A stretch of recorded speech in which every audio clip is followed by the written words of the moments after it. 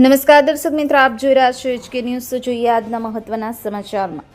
સાબરકાંઠાના વડાલીમાં જૂથ અથડામણને પગલે શાંતિ સમિતિની બેઠક યોજાઈ।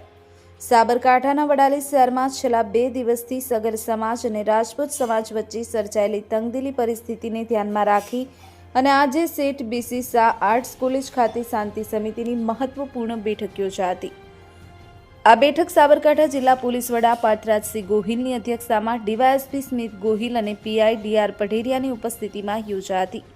વડાલી શહેરના તમામ સમાજોના અગ્રણીઓએ આ બેઠકમાં હાજર રહી પરિસ્થિતિને શાંત અને સામાન્ય બતાવવા માટે સહયોગ આપ્યો હતો।